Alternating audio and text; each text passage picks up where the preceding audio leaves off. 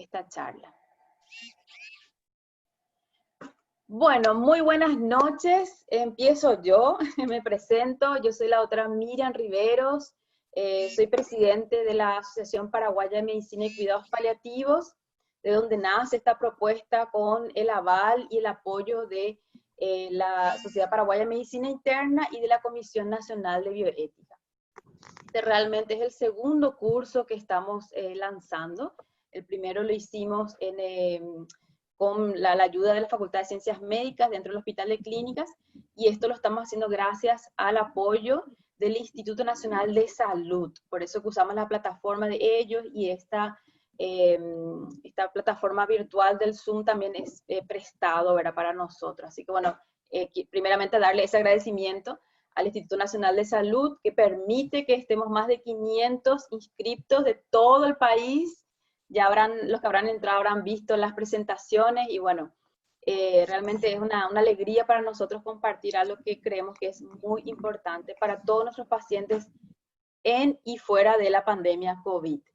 Entonces quiero empezar con una pequeña presentación del curso, para después dar paso a los disertantes de esta noche. Entonces voy a ir a mi presentación un ratito. Me van a avisar si es que se ve mi presentación. Se ve bien. Se ve. Ok, gracias. Ay, ese tenía que ser Julio, pero bueno, ya está acá. Ahí va. Ok. Bueno, esta capacitación básica en cuidados paliativos surge obviamente en el contexto de esta pandemia del COVID. Rápidamente nosotros como asociación empezamos a trabajar sobre un protocolo de cuidados paliativos en pandemia COVID, y bueno, un protocolo no sirve de nada si no va acompañado de una capacitación. Entonces, este curso está pensado en base a este protocolo que les vamos a compartir, ¿verdad?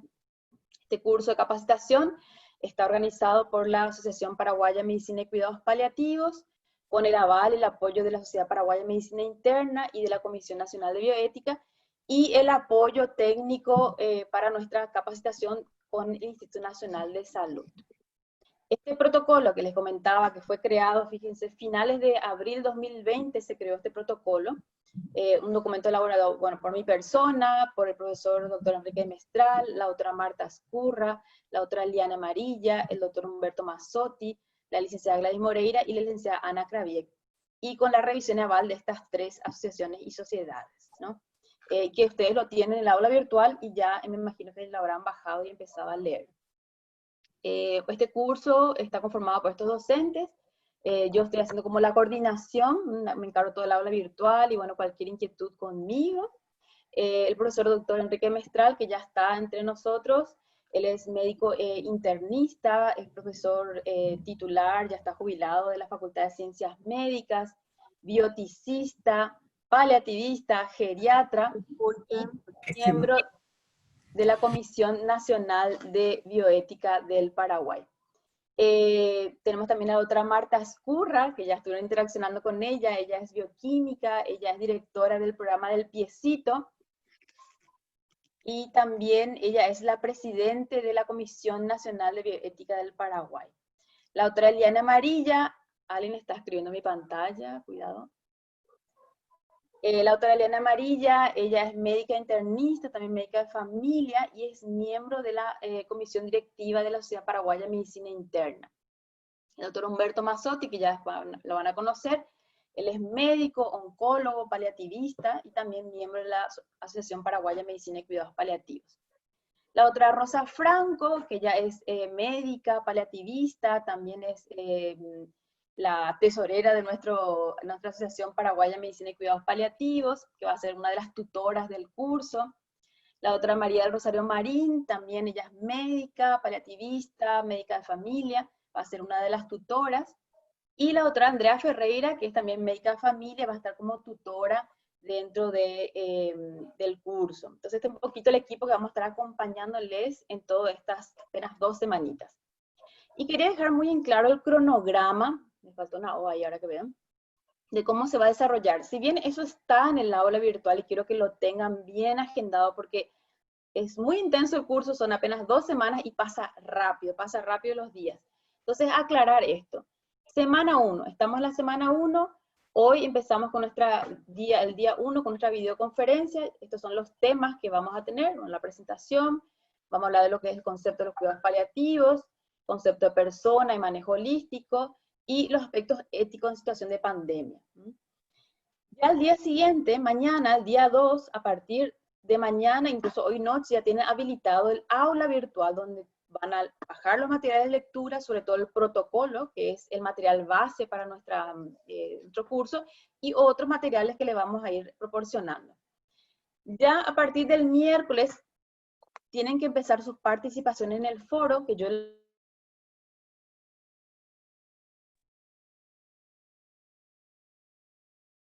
No se escucha, Miriam.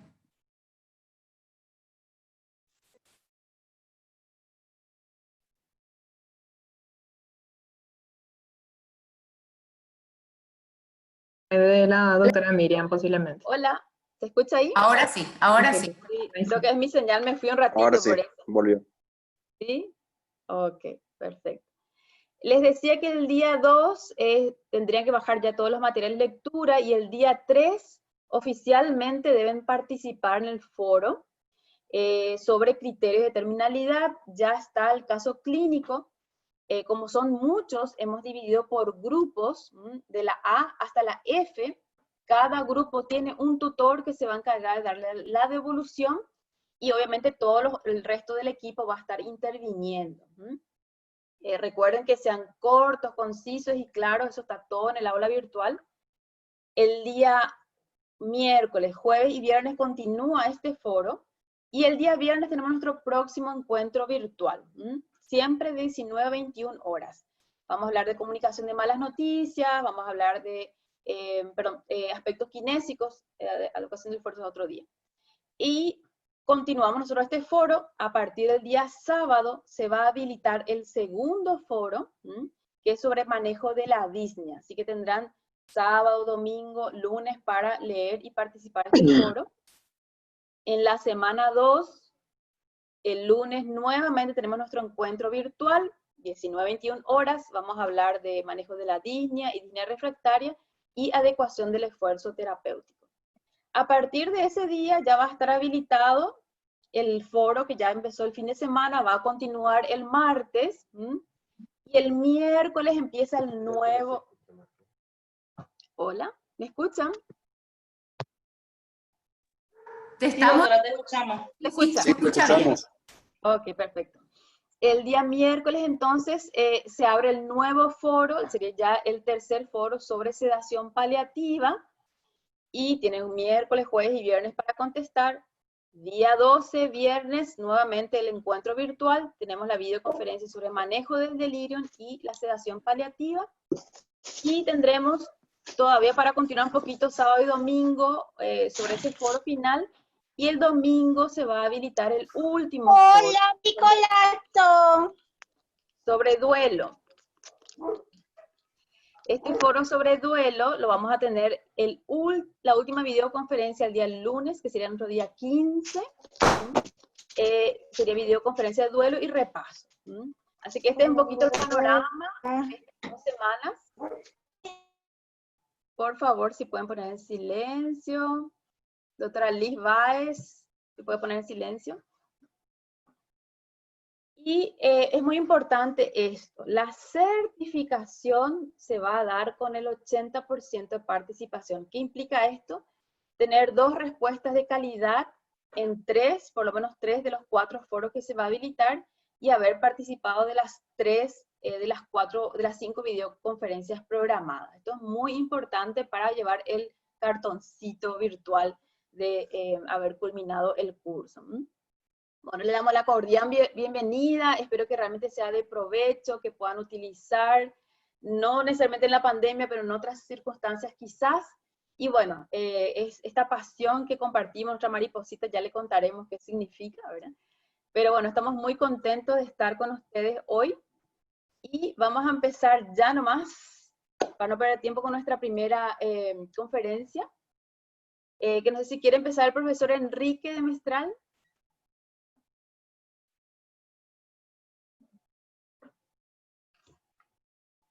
No sé si se desconectó el profe Enrique o está.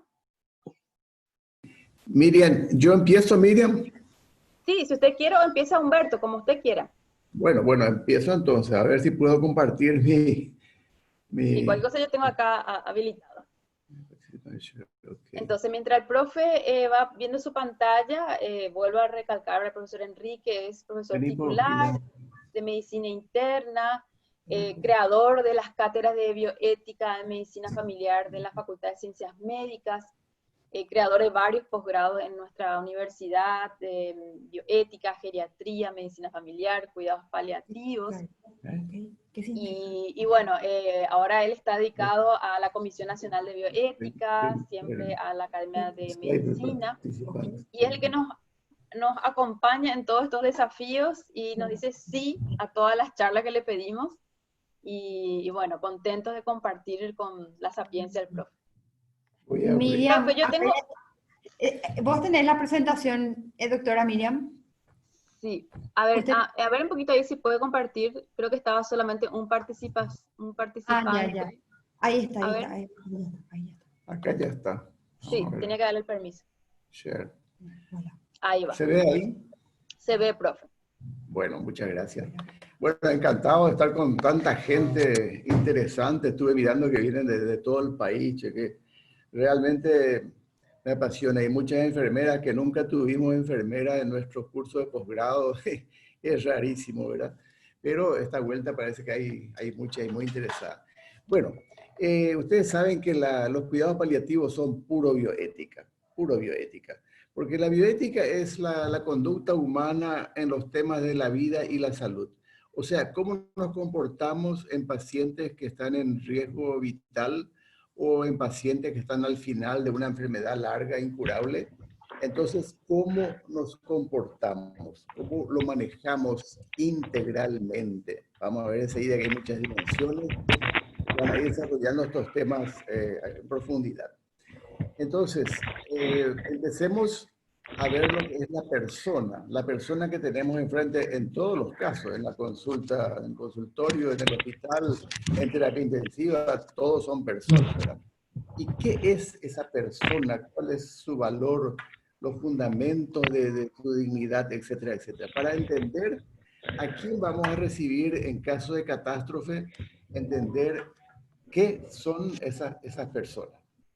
Bueno, ustedes saben que se inicia la vida humana, inicia la concepción, el cigoto, luego la mórula, ustedes saben todo esto.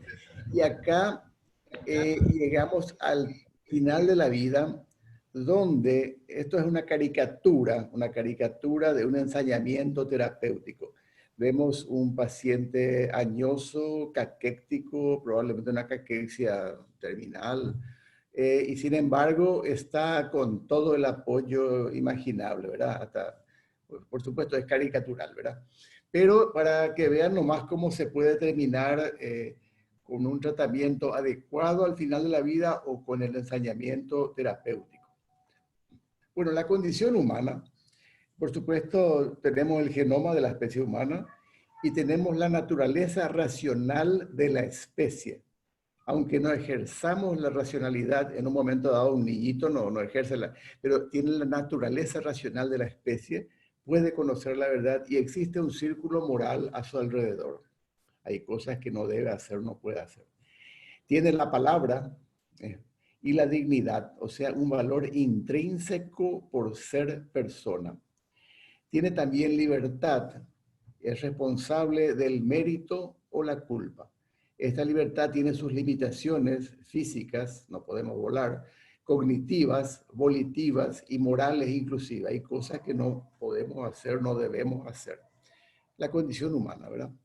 Está sujeto a la ley natural. Eso quiere decir que las leyes positivas que dictaminan en contra de la vida, de la libertad o de la dignidad de las personas serían leyes injustas. La ley positiva tiene que respetar la ley natural. Estas cosas tiene que respetar. Tal es así que el aborto o la eutanasia van en contra de la vida, pues sería una ley injusta, ¿verdad? O la libertad, el caso de la esclavitud, el caso, bueno, sería también injusto, ¿verdad? Su no cumplimiento, el de la ley natural, degrada al hombre y deshumaniza a la sociedad. Toda persona tiene varias dimensiones. La biológica, o sea, nuestro cuerpo, el médico, la enfermera están acostumbrados a manejar el cuerpo, las enfermedades del cuerpo, ¿verdad? Y por supuesto también está la escucha, aparte de eso, ¿verdad? Está la dimensión socioambiental, o sea, el hombre en su núcleo social, en su familia, en su barrio, en su grupo de trabajo, su ambiente socioambiental. Ambiental porque también depende de dónde viva. Puede vivir en cateura rodeado de basura o puede vivir en un palacio, ¿verdad? La psicológica, la dimensión psicológica y la dimensión espiritual. Aquí entra lo metafísico, lo que no se puede demostrar con la ciencia, pero es parte del hombre, ¿verdad? Y lo trascendente, o sea, el hombre que se abre al otro, al prójimo, o se abre a Dios, o sea, lo trascendente del hombre. El sufrimiento, la culpa y la muerte. Viktor Frankl, un gran psiquiatra vienés, describió esta tríada trágica. O sea, todos los hombres sufren, todos experimentan culpa. A medida que más se vive, se suma la culpa a más cosas. Y finalmente la muerte, nadie escapa tampoco, ¿verdad? Todos somos falibles, somos vulnerables y podemos discapacitarnos. Finalmente somos mortales todos, ¿verdad? Bueno. La bioética, como van a ver en detalle con la doctora Marta ahora, respeto por los derechos humanos como la vida, la dignidad, la no discriminación y la libertad de las personas. La justicia exige atender a todos según lo que le corresponda. Fíjense bien en esta frase, porque esto es lo que vamos a tratar en detalle, según lo que le corresponda. ¿Qué le corresponde a cada paciente? Según su estado previo, según su pronóstico, en fin, vamos a ver en detalle. Pero la justicia es el principio seguramente más pesado, más fuerte de la bioética. La restricción de la libertad en el caso del COVID nos restringe las libertades, ciertamente, pero está fundamentada en el peligro que constituye cada uno como posible vector. Cada uno podemos ser vectores y los mayores inclusive son más vulnerables, entonces también se les restringe. La otra vez no me sirvieron un café en la vienesa, en Doña Ángela, me voy, me mira, no podemos atenderle, tiene más de 65 y bueno, y te levantás y te vas, ¿qué vas a hacer? Pero yo entiendo que el espíritu de eso es proteger a los adultos mayores de más contacto, ¿verdad? Entonces, si entendemos, no nos ofendemos tanto, ¿verdad? Pero esa restricción de la libertad es una cosa muy seria, ¿verdad? Las decisiones políticas, lo que escuchamos todos los días, las decisiones políticas deben tener un fundamento científico. Se sabe del COVID, algo se sabe ya del virus, de su comportamiento. Además de analizar las posibilidades económicas de la población y guiarse por la ética. O sea, es compleja una decisión política. ¿Qué se hace con la comunidad, con el país, con la gente que deja de trabajar? ¿Cuánto puede aguantar el gobierno? En fin, ¿y qué estaría bien y qué estaría exagerado? ¿Verdad? Vemos que el diálogo debe ser entre la ciencia, la epidemiología, la política, las finanzas, el derecho y la ética. Es complejo. Hay temas que resolver como las prioridades en el manejo y la asignación de recursos. Asignación de recursos siempre escaso. Esta frase, lo que le corresponda. Esta es lo fundamental de la justicia en este caso del COVID. Los profesionales y la institución deben cambiar el enfoque de la atención individual a una visión de salud pública.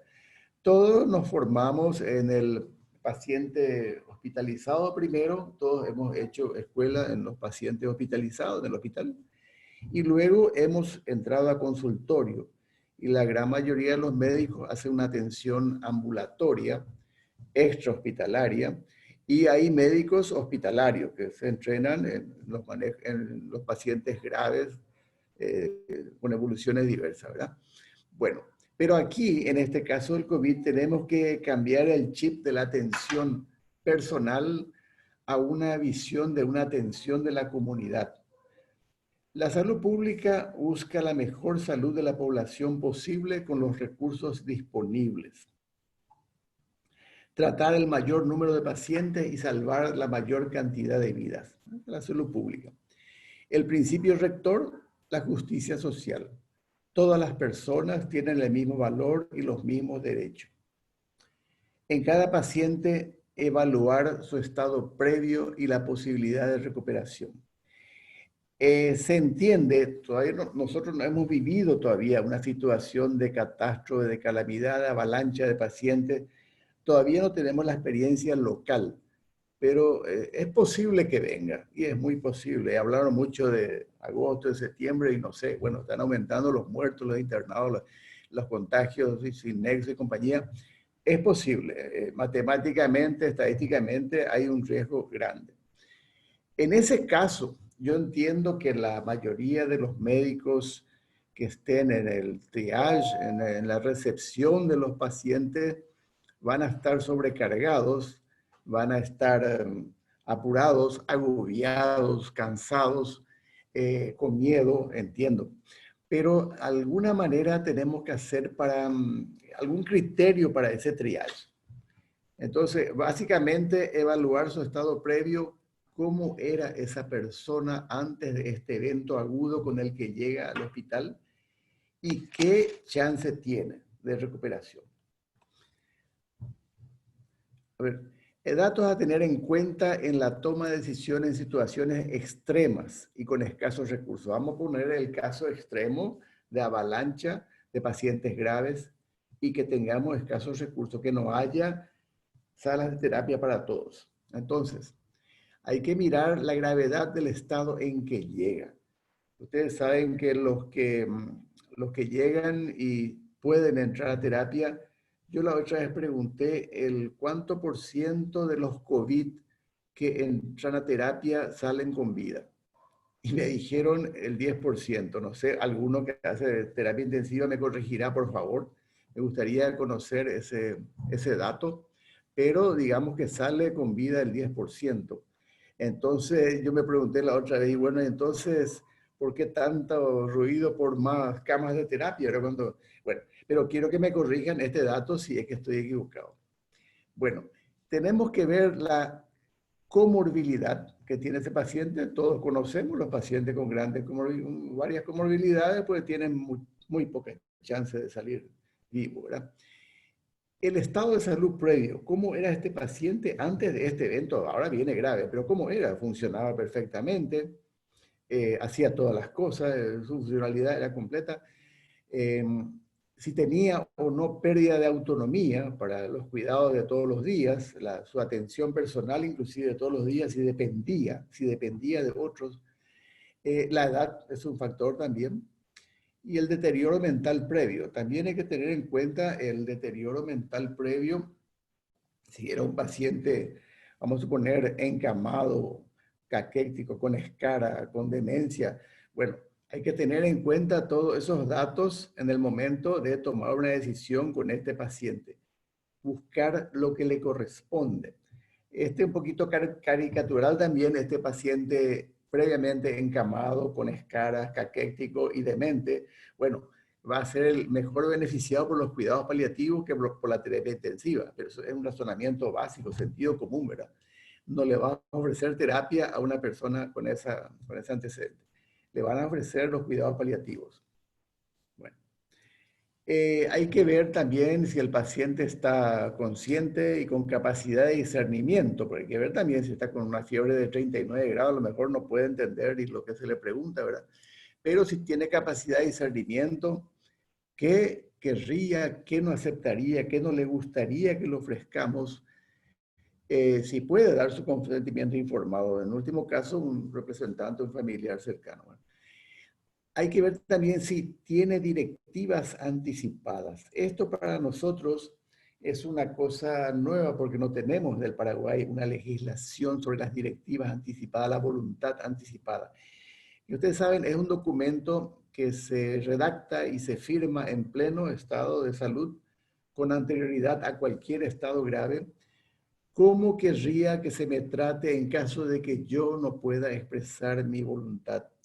Yo siempre digo a mis colegas, si yo tengo un daño cerebral muy serio, un accidente de la ruta que dañe mi cerebro, una hemorragia cerebral muy importante, yo pido por favor que a mí no se me reanime, que a mí no se me ponga terapia, cosas por el estilo. O sea, si el sistema nervioso está muy dañado, entonces esa es una directiva anticipada. Yo tengo que escribir eso, firmar. Entonces, el día que que se haga ley, esto porque estamos trabajando en esta ley hace 6 años y no sale. El día que sea un documento legal, esa voluntad anticipada va a facilitar muchísimo la toma de decisión. Vamos a suponer que alguien de la familia acerca esa voluntad anticipada y bueno, el equipo de salud ve, lee eso y bueno, si eso es legal, se va a tener que aceptar y simplificaría enormemente la decisión. Pero hasta el momento no tenemos todavía una ley, se llama Ley de Voluntad Anticipada. Hace 6 años presentamos a diputados y nunca, no hubo caso, nos presentamos a varias comisiones, no hubo caso de sacar esa ley. Entonces ahora desde el Ministerio de Salud, con gente del Ministerio, estamos preparando un nuevo proyecto para presentar desde el Ministerio de Salud a los senadores. Y tal vez esta vuelta nos haga caso si va del Ministerio, ¿verdad? Bueno, eso sería un documento interesante si lo tuviésemos, ¿verdad? Pero bueno, puede haber también pedidos de eutanasia y categóricamente no es trabajo del médico ni el aborto ni la eutanasia, ¿verdad? No, estamos para cuidar la vida y la salud, recuperarla, atender, cuidar, aliviar, pero no para poner término a la vida. Acá entra un tema del curso que vamos a tratar el próximo lunes, limitación del esfuerzo terapéutico o adecuación proporcional del tratamiento. Esto quiere decir, gráficamente así también, exagerando, ese paciente que llega caquético con alguna escara y entonces, bueno, en este paciente vamos a hidratarlo, vamos a darle antibióticos seguramente, vamos a aspirar sus secreciones, vamos a, en fin, vamos a hacer todos los cuidados, oxígeno, le vamos a dar todas esas cosas ordinarias, tratamiento ordinario. Pero decimos, vamos a limitar el esfuerzo terapéutico. No lo vamos a mandar a terapia, no vamos a ir a diálisis, no vamos a reanimar. ¿Entiende?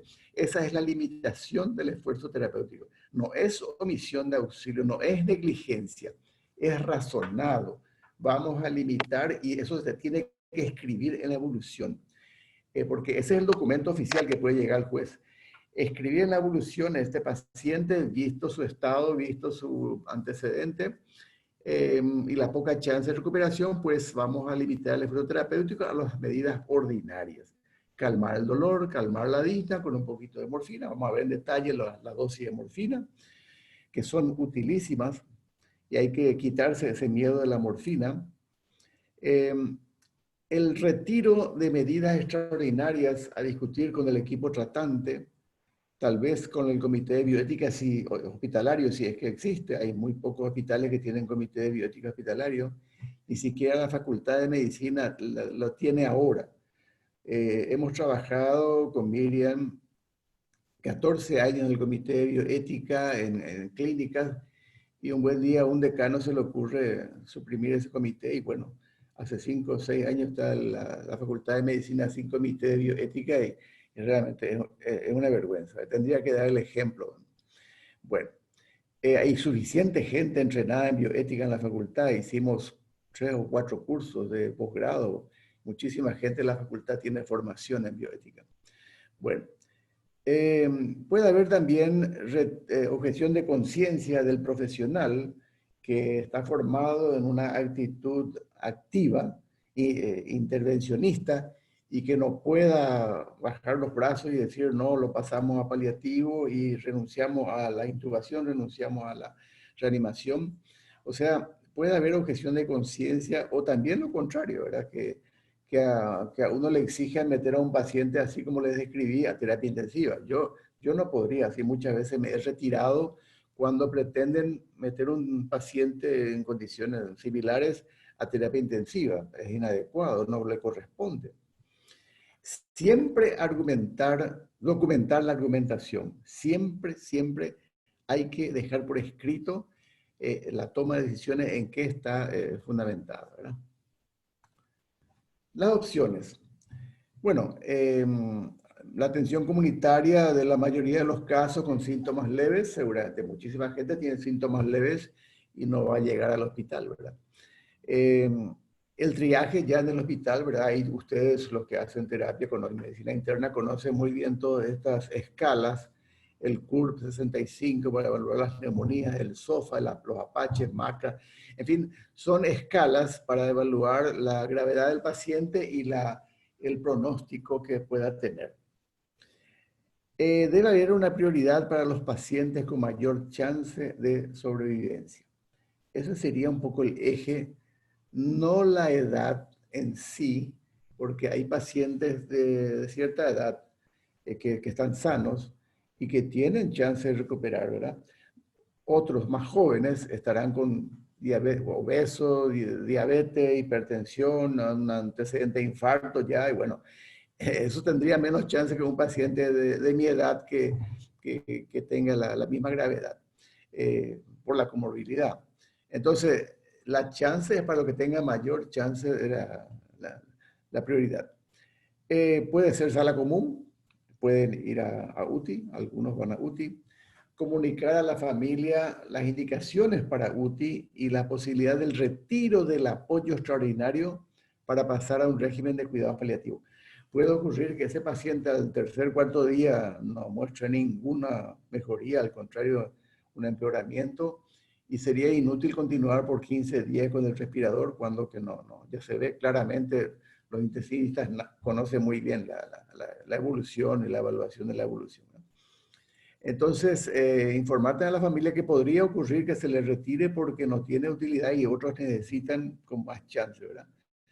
Explicar también las contraindicaciones para el ingreso a UTI según el estado en que se encuentre. Podemos explicar también. Temas de justicia. Existe la responsabilidad de los trabajadores sanitarios de tratar y cuidar a los pacientes. Esa es una obligación que tenemos todos, ¿verdad? Obligación también de tratar la disnea y el dolor, que son los síntomas más molestos y que mayormente se benefician de la morfina. Pequeñas dosis de morfina, como Miriam va a tocar, Humberto va a tocar también estos temas, el uso de la morfina en estos casos. Pero es abismal la diferencia del paciente que muere con un poquito de morfina y el que rechaza o el médico no sabe emplearlo en estos casos.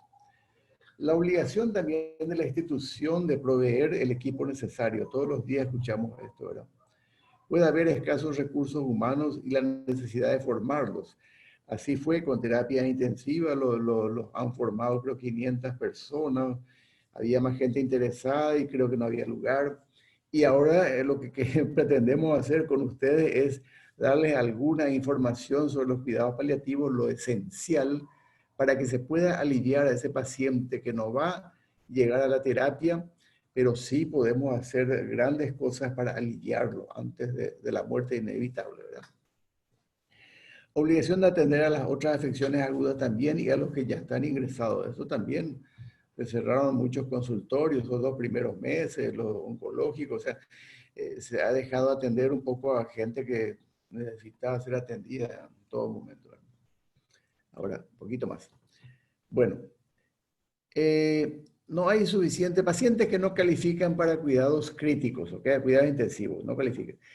Acá tenemos el problema que no hay suficiente número de paliativistas para asistir a cada centro hospitalario. No hay suficiente. Creo que hicimos, Miriam, creo que 3 cursos de posgrado de cuidados paliativos, 3 culminados, con más o menos 40 cada camada. Personal de salud disponible debe tener formación básica en cuidados paliativos. Eso es lo que pretendemos hacer ahora, darles algunas herramientas básicas. Debe haber, como ustedes ven, la asistencia integral de los pacientes, debe haber también asistencia psicológica y espiritual. Entiendo que con el COVID no se deja entrar a nadie y están aislados y es cierto el riesgo para los que intervienen y entiendo. Pero se podría recurrir a la tecnología, videollamadas, conectar a esa gente si están lúcidas, ¿verdad? Que hablen con los suyos por lo menos. En Río de Janeiro me enteré de que hay voluntarios que hacen este trabajo de todo bien vestido, ¿verdad? De sencillamente servir de, ¿cómo se dice? De agente, digamos, de contacto, un humanismo así, de conectar a los pacientes que están ahí, que no pueden ver a sus familiares, de conectarlos por videollamadas y compañía, ¿verdad? Existe gente tan buena así también, ¿verdad? Bueno, y acá para terminar, la atención holística, o sea, integral, si miramos a los profesionales, la protección personal es muy importante que tengan, que dispongan de todo eso. Respetar la objeción de conciencia de los que no se animan, inclusive los que no se animan a hacer un trabajo de terapia intensiva, estar en contacto con los aerosoles, con las secreciones, las intubaciones. Hay gente que podría no estar dispuesta, ¿verdad?, a ese trabajo que es heroico, ¿verdad?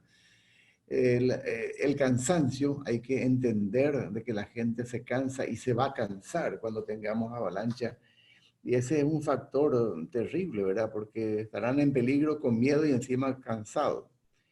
Y tienen derecho también de retirarse si es que no se animan, no les da la fortaleza para encarar ese tipo de trabajo. Tendrían que tener derecho también a retirarse y habrá otros, ¿verdad? El paciente y la familia. Está el tema de la incomunicación de estos pacientes, la contagiosidad para todos, ¿verdad? Y las telecomunicaciones, el acompañamiento espiritual. En fin, para que tengan más en cuenta, esto es un pantallazo de lo que es esa persona que nos llega en esas circunstancias extraordinarias, ¿verdad? Donde tenemos que tomar una decisión si va a terapia intensiva, si va a sala común, si va a cuidados paliativos. Lo ideal sería que todos ustedes manejen lo básico de los cuidados paliativos y puedan administrar un poquitito de morfina que no le mata de ninguna manera. Los que hacen medicina interna conocen muy bien el uso de la morfina en infarto de miocardio, en cólicos, en fin, edema agudo de pulmón, se usa medicina interna. Por eso nadie le mata al paciente, ¿verdad? Al contrario, la alivia enormemente.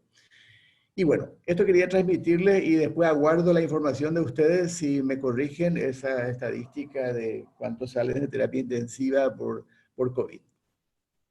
Gracias, Mire. Muchísimas gracias, profe.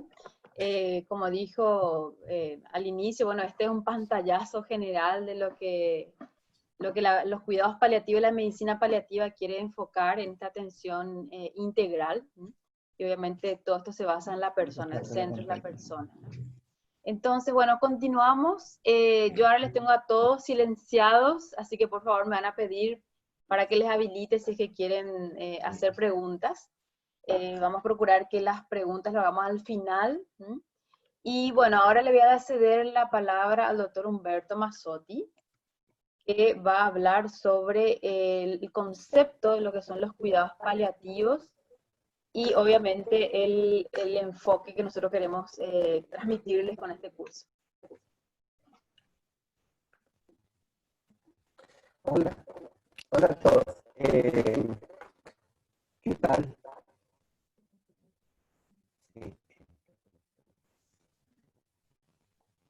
Hola, ¿qué tal? Bueno, si se me escucha recortado es la conexión a internet, que no es muy buena. Voy a tratar de ir bastante lento y haremos rápido, porque en realidad el profesor Enrique ya dijo casi todo.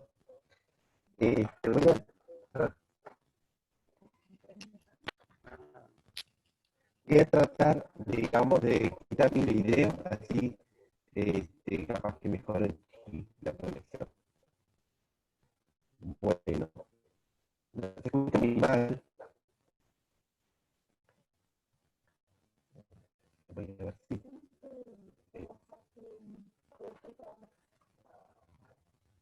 un ratito, a ver si puedo... Vamos a intercambiar, porque estamos realmente uno enfrente del otro, así que va a ser fácil de hacer el cambio. Un momentito. me va a enviar su presentación, va a venir desde aquí a hablar con ustedes. Un momentito.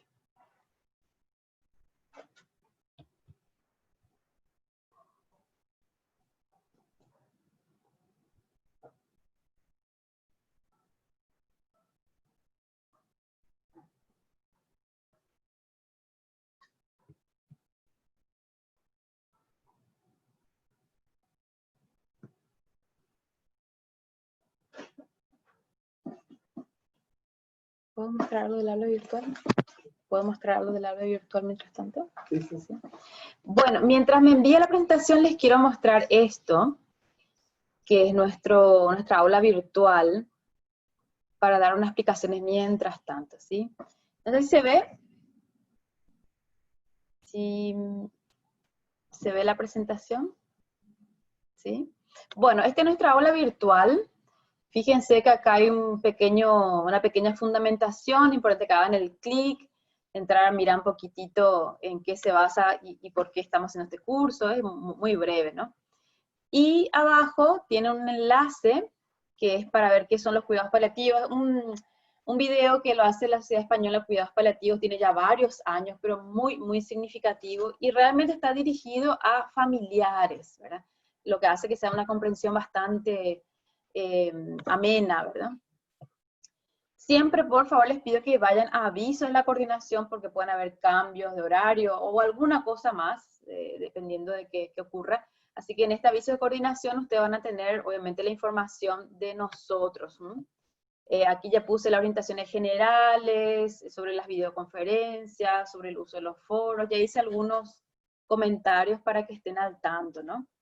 Y después aquí está el programa y cronograma del curso, que tienen todo un poquito lo que les mostré al principio, las semanas, los foros. Aquí van a encontrar abajo donde dice material de lectura, el protocolo oficial que hemos lanzado desde la Asociación de Paliativos con la Sociedad Paraguaya de Medicina Interna y la Comisión Nacional de Bioética. Aquí algunos otros materiales complementarios que quizás vamos a ir alzando más después de cada charla. Tenemos la bibliografía del profesor de Mestral, limitación del esfuerzo terapéutico, un manual de cuidados paliativos que hicimos en el 2014, que le hicimos uno nuevo, pero este es el que podemos difundir, que es básico para el primer nivel de atención, así que de paso les llevan a ustedes un poco de material para leer. Sobre el consentimiento informado, que es una resolución que va a hablar con la doctora Marta Curra, el papel del fisioterapeuta en cuidados paliativos, vamos a ir lanzando más materiales. Y aquí están los foros, y acá quiero aclarar, el foro de consultas es así, consultas, solamente para hacer consultas, preguntas sobre qué horario, qué curso, no sé, preguntas sobre el curso, no es para presentarse, no es para dar buenos días, porque imagínense, yo tengo que entrar todo el tiempo para ver si hay alguna duda y poder responder, y si se va de la mano, obviamente no hay forma de poder responderle a todos. Aquí es solamente para hacer preguntitas. Y el de abajo, que es el de foro presentaciones, ahí sí, ustedes van a comentar un poquitito qué son, qué hacen, un poquito de dónde son, que ya he visto que algo escribieron en el foro, pero acá que sería lindo que quede, ¿verdad? Soy de Pedro Juan, soy de tal lado, ¿no? Y los foros, que son 4 grandes criterios de terminalidad: manejo de la disnea y la disnea refractaria, sedación paliativa y duelo. Estos son nuestros 4 foros que les mostré el cronograma. El primero, yo ya lo habilité, y siempre debajo de esto vamos a tener los enlaces para nuestras reuniones virtuales. Y en este foro, fíjense que hay 7 grupos. Ustedes obviamente ya están divididos por grupos, así que van a encontrar directamente de su tutor. Grupo A, bueno, ahí está B, C, D y E. Y obviamente ustedes lo que van a hacer es entrar al foro de su docente, van a leer la consigna, y abajito le van a dar responder a lo que se le pregunta. Recuerden que queremos que por lo menos sean 2 intervenciones de calidad. Esta primera que ustedes van a analizar, pueden hacer más preguntas, y después les vamos a dar la segunda parte. Esto siempre va a ser así, una primera parte y una segunda parte de cada foro. Y bueno, les pedimos que por favor no abran, acá está muy clarito, no abrir otro foro, es solamente el foro de su tutor, porque si no, pues es imposible. De los 500 inscriptos, nosotros hicimos prácticamente una división de un 80, 85, 90 estudiantes por tutor. Así que imagínense el desafío que tenemos también nosotros, ¿verdad? Y bueno, eso va a ser para cada foro.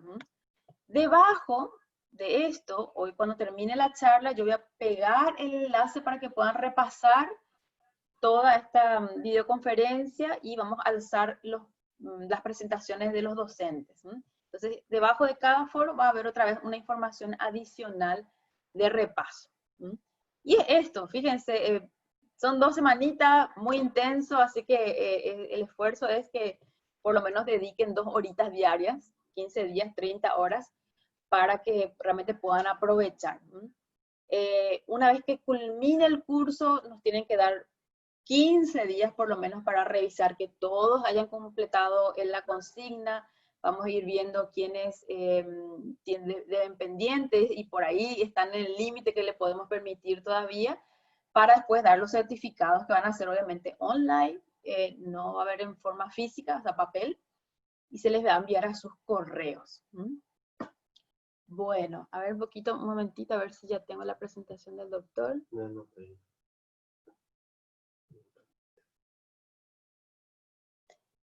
Bueno, voy a dejar de compartir esto. No sé si alguien quiere preguntar algo mientras tanto, si hay alguna duda. Le tengo silenciado, así que me tienen que pedir permiso para que les pueda habilitar. Estoy mirando el chat. ¿No hay preguntas? ¿No?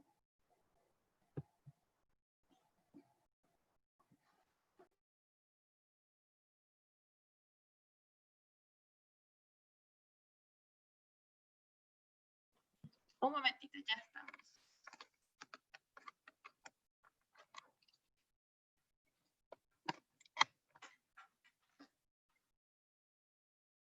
Este es siempre el desafío de la tecnología, ¿verdad?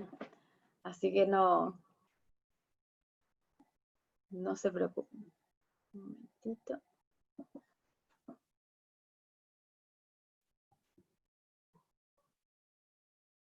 Dice concepto, ¿no?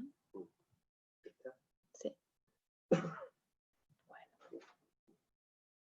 Un segundito.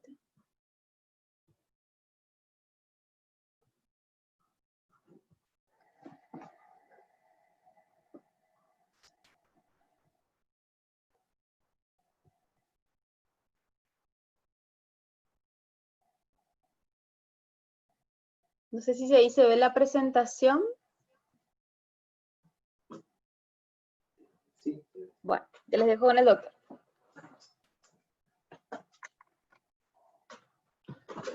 Hola a todos, disculpen este inconveniente, pero vamos a ir bien rápido porque el profesor de Mestral ya dijo todo, así que no hay necesidad de ir mucho.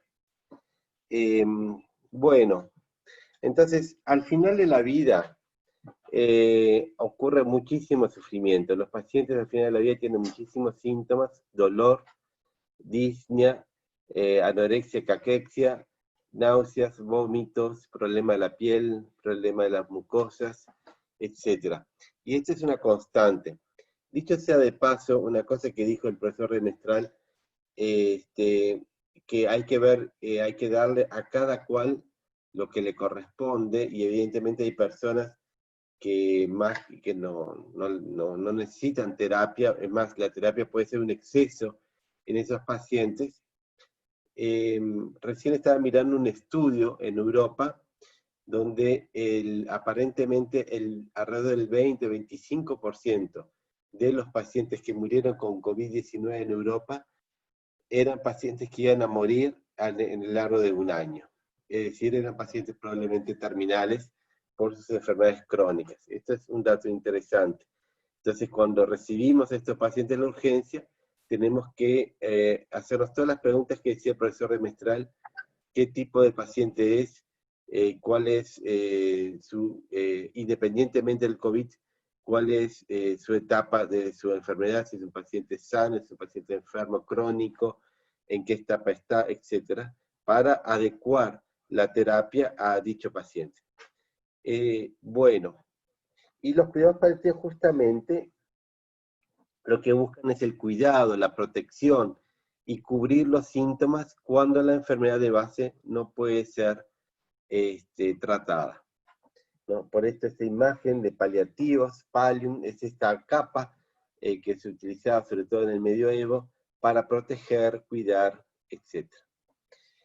Entonces, los cuidados paliativos es un enfoque que se complementa con el enfoque curativo. El enfoque curativo está dirigido hacia la enfermedad, hacia los pacientes, está muy centrado lamentablemente en el hospital, y en cambio el enfoque paliativo es un enfoque donde mira más a los síntomas, al paciente sí, pero también a la familia, tiene en cuenta, por eso que los cuidados paliativos no culminan con la muerte del paciente, sino que continúan con el acompañamiento del duelo, y se tiene muy en cuenta la prevención del duelo patológico.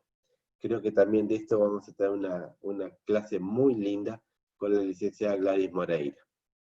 Y por último, los cuidados paliativos están más focalizados en la comunidad. Bien, es como que deberíamos partir al inicio de la enfermedad, sobre todo, el tratamiento de la enfermedad va a dar como consecuencia el alivio sintomático. Es decir, si un paciente, no sé, tiene dolor por una tumoración, el tratamiento de esa tumoración va a ser el tratamiento más efectivo finalmente del dolor, que es el síntoma que presenta el paciente.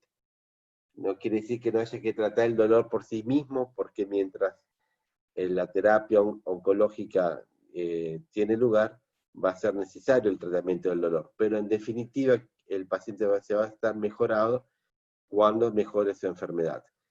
De hecho, los oncólogos muchas veces tomamos la mejoría sintomática de los pacientes como un parámetro de respuesta al tratamiento oncológico. Pero esto que sucede, sobre todo al inicio, llega un momento que hay que pasar a esto otro,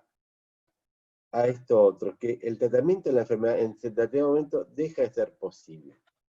Y por lo tanto, tampoco es a consecuencia del tratamiento de los síntomas. Entonces, los síntomas pasan a ser, en este caso, en esta otra etapa de la enfermedad, el síntoma pasa a ser la enfermedad. Es decir, es importante, y este es el cambio paradigmático de los cuidados paliativos, ¿no? Si el enfoque curativo se centra más en la enfermedad, nosotros en el enfoque paliativo nos centramos más en el síntoma.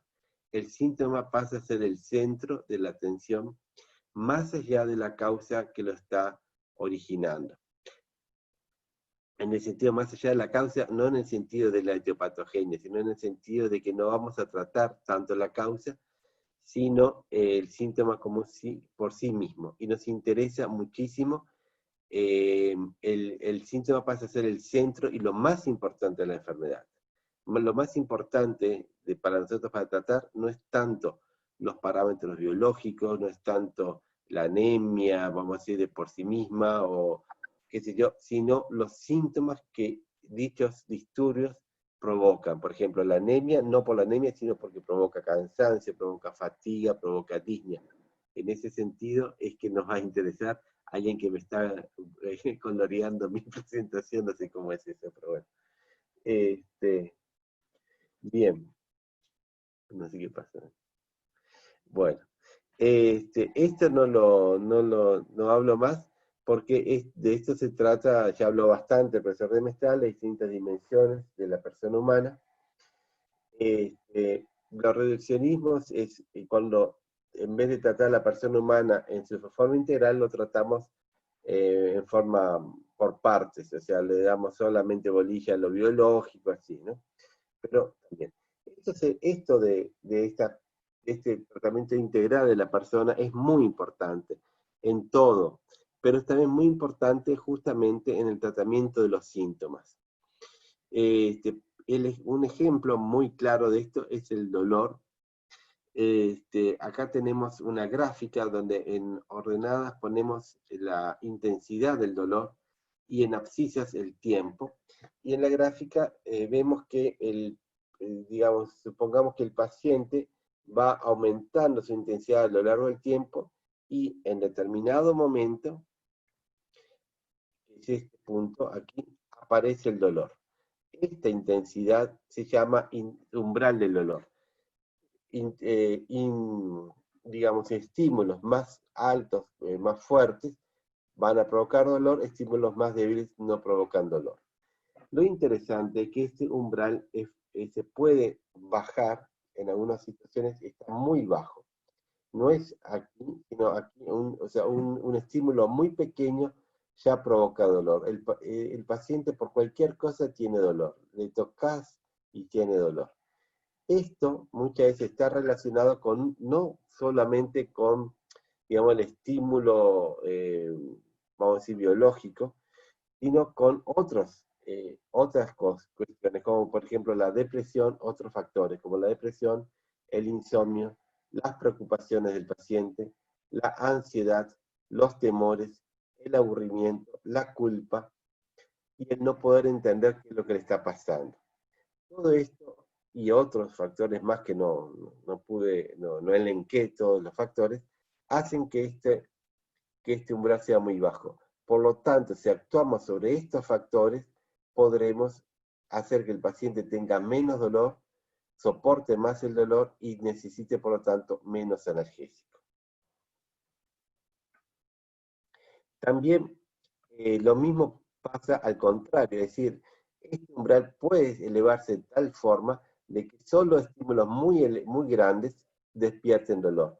Y esto ocurre cuando la persona está alegre, cuando está entretenida, cuando tiene una vida sacramental o vida de oración, cuando está acompañado, etc. Cuando encuentra un sentido a lo que le está sucediendo.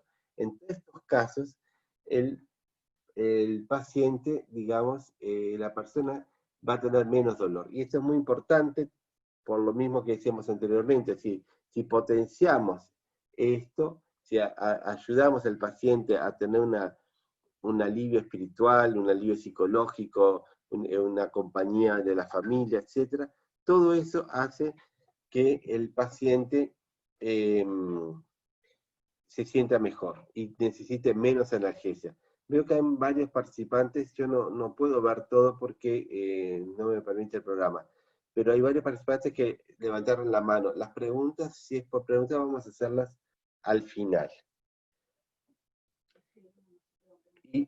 Y me dicen acá que sería bueno que escribieran las preguntas en el chat y después vamos a contestar. Bien. Y todo esto da origen a un concepto muy importante de cuidados paliativos, que es el dolor total, en el que vemos que el dolor es multimodal, está causado por muchas causas, como por ejemplo las necesidades psicológicas, el dolor físico, lo económico, la familia, los aspectos jurídicos y las necesidades espirituales. Bien, entonces, ¿cuál es la definición de cuidados paliativos?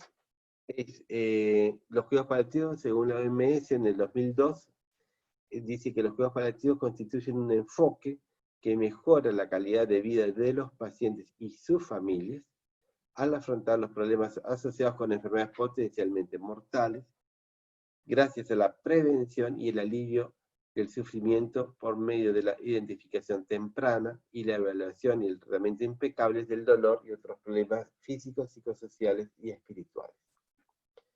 Entonces, los pilares de los cuidados paliativos es, uno, la atención integral, ya hablamos suficiente, los dolores físicos, que ya dijimos cuáles son los principales, las necesidades psicoespirituales, los trastornos de adaptación, la vergüenza, la soledad, la depresión, los problemas financieros, familiares, sexuales, etc. Las necesidades espirituales, que es la de amar y ser amado, de agradecer y recibir gracias, de perdonar y ser perdonado, los temores e incertidumbres respecto al futuro, el encontrar la falta de sentido, encontrar un sentido a lo que le está pasando, y necesidades más de tipo religioso. También otro pilar muy importante de cuidados paliativos es la comunicación, una buena comunicación con la familia y con el paciente, que debe ser abierta, o sea que no hay tabúes, que se puede hablar de todo lo que el paciente quiera decir, delicada, sí, una conversación delicada, pero abierta, empática, que sigue poniéndonos en el lugar del otro, que sea adecuada para cada paciente en cada situación, ni más ni menos, y decididamente contrario a la conspiración del silencio, es decir, a ponernos de acuerdo para no decir la verdad al paciente, cuando el paciente, en cambio, quiere y necesita saber. Otro pilar es la atención continua y la compañía. Esto es muy importante, no dejar nunca solo al paciente ni abandonarlo a su propia suerte.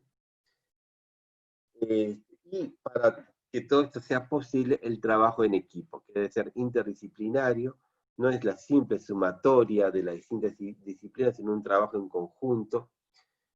El manejo, que esto permite el manejo de cuidado integral, se aunan criterios en el equipo, etc. Y bueno, para finalizar, creo que en este momento la pandemia es muy importante recordar esta frase de la fundadora de los cuidados paliativos modernos, que dice así: tú importas por ser tú, importas hasta el último momento de tu vida, y haremos todo lo posible, no solo por ayudarte a morir mejor, sino a vivir hasta el final. Muchas gracias.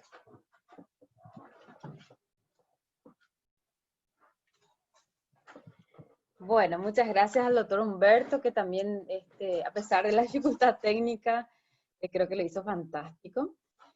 Y bueno, sí les pido por favor que vayan escribiendo en el chat y vamos a procurar dar respuesta a la mayoría. Pero es importante continuar porque tenemos tiempo hasta las 21 horas y cualquier duda que quede, pues tendremos la aula virtual, el foro, y ahí vamos a evacuar lo que no se pudo en este encuentro, ¿verdad? Pues son tantas cosas que les queremos contar. Entonces, yo le quiero presentar nuevamente a la otra Marta Azcurra. Ella es bioquímica, es directora del programa del Piecito, de la Dirección Nacional. A ver, estoy sacando el mute. A ver, un momentito. Ay, perdón. A ver ahí. Ahí está, ahí está. Y presidente de la Comisión Nacional de Bioética, y bueno, con ella fue que soñamos en esta capacitación, hemos trabajado en este protocolo, que lo tiene en el aula virtual, y dijimos, bueno, protocolo sin capacitación es nada, ¿verdad? Entonces, este curso también quiero agradecerle a la otra Marta de esta oportunidad. Y ella, como bioeticista, nos va a hablar de todos los aspectos éticos. Como decía el profesor Enrique, ¿verdad? Cuidados paliativos es pura bioética, ¿no? Y tenemos que manejar bien estos conceptos, y sobre todo en este contexto de pandemia, ¿no? Así que bueno, bienvenida otra vez y gracias. Voy a intentar compartir. A ver, ya, compartir. Y me dices si está. Ahí. ¿Se ve? Se ve, doctora, súper bien se ve. Ok, y se escucha también. Bien. Se escucha muy bien. Ok, bueno. Muchísimas gracias. Buenas noches de nuevo a todos los participantes. Que es para mí un honor el poder compartir esta charla. Y quiero también agradecer al profesor Marcos Mazacote y al doctor Molinas, que es el director del INS, por la oportunidad. Entonces vamos a ir pasando. No tengo ningún conflicto de interés para hacer esta presentación.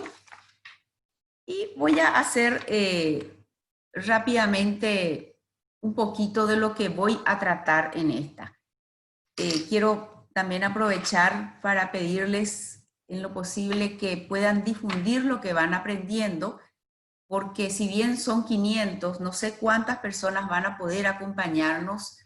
Es corto el tiempo, pero igual sabemos todos los compromisos que en esta época están teniendo. Entonces, difundir, porque hay personas que quizás no van a poder acompañarnos. Y eso es la solidaridad, el compartir los conocimientos adquiridos. Entonces, lo primero que vamos a hacer es una breve introducción, definiciones, personas, ética, bioética, moral, principio, declaraciones. Luego pasamos derechos y deberes para terminar con aspectos éticos en situación de pandemia. Entonces, Como decíamos, persona es el ser con raciocinio y conciencia sobre sí mismo, capaz de vivir en sociedad con inteligencia, sensibilidad y voluntad sobre sí mismo. Es un ser físico, psíquico, único y singular, y espíritu encarnado y cuerpo espiritualizado, unidad de cuerpo, alma y espíritu. O sea, definiciones vamos a encontrar varias, pero estas son algunas que yo agrego a lo que ya mencionó el doctor de Mestral. Pasamos entonces a qué es la ética, que es lo que a mí me toca desarrollar un poquitito. Es la disciplina de la filosofía que aplica, ¿verdad?, a la razón, la razón a la conducta, y nos exige reflexionar y juzgar sobre el deber de cada momento, acción o circunstancia concreta. Es la reflexión de lo que se debe hacer, porque está bien. Por tanto, es la valoración para tomar una decisión libre y actuar en sentido del bien universal. Es lo que nosotros decimos seguir la máxima, pensar antes y actuar después, que es también algo que viene muy relacionado al tema de la prudencia, que tenemos que todas las personas, en especial en estos momentos críticos, tener. Y la palabra bioética, que fue acuñada ya en 1927, pero luego fue revivida por Potter, y entonces nos habla del peligro que corría la supervivencia de todo el ecosistema por la ruptura entre los dos ámbitos del saber, el científico y el humanístico, debiendo, ¿verdad?, la bioética de unir la ética y la biología. Es por tanto considerada la ciencia de la supervivencia, ya sea, como decimos nosotros, con pandemia o sin ella. Y ahora vamos un poquitito a una diferencia entre moral y ética, que es algo que siempre, muchas veces nos da vuelta. La moral nace en el seno de una sociedad y por tanto ejerce una influencia muy poderosa en la conducta de cada uno de sus integrantes. Sin embargo, la ética surge en la interioridad de una persona, como resultado de su propia reflexión. Puede coincidir o no con la moral recibida. Uno piensa y podría o no estar de acuerdo con las pautas que nos han enseñado, ¿verdad? La moral actúa en la conducta desde el exterior o desde el... Y la ética influye en la conducta de una persona de forma consciente y voluntaria. La moral ejerce una presión externa y destaca su aspecto coercitivo, impositivo y punitivo, mientras que la ética destaca la presión del valor captado y apreciado internamente como tal. El fundamento de la norma ética es el valor, no el valor impuesto desde el exterior, sino el descubierto internamente en la reflexión de un sujeto. La diferencia también entre deontología profesional, que está orientada al deber, la ética profesional está orientada al bien, a lo bueno. La deontología está recogida en normas y códigos deontológicos. Mientras que la ética profesional muchas veces no se encuentra recogida en normas ni en códigos deontológicos, sino que está relacionada con lo que piensa el propio individuo, conciencia individual y profesional. Esas normas y códigos son mínimos aprobados por los profesionales de un determinado colectivo profesional. Llámense periodistas, médicos, abogados, y la ética profesional no es exigible a los profesionales muchas veces, sino que uno lo va descubriendo. La deontología se ubica entre la moral y el derecho, mientras que la ética profesional es parte de la ética aplicada de uno mismo.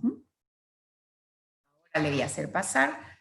Un código de ética hace explícito los propósitos primordiales, los derechos y las obligaciones o deberes, y tiene como función la conciencia de los participantes, usuarios, pacientes, profesionales de la salud en general. Para que el ejercicio de la profesional se constituya en un ámbito de legitimidad y autenticidad en beneficio de la sociedad. y de toda nuestra comunidad.